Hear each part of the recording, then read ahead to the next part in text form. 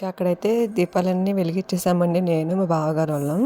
Next అయితే మా భానుస్వామి అయితే హారతి ఇచ్చేసారనమాట దేవుడికి. ఇంకా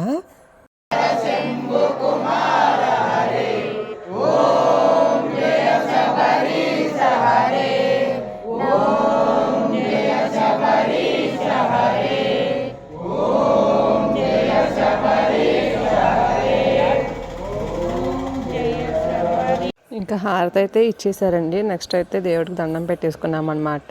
ఇంకా స్వాములందరూ అయితే అయ్యప్ప స్వామికి అయితే క్షమాపణ చెప్తారనమాట. ఇదంతా అయిపోయాక అయితే ఇలా చెప్తారు.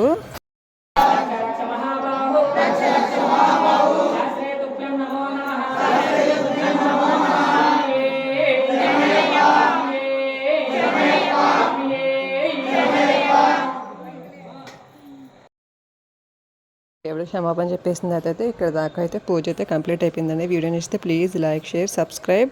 Bye friends.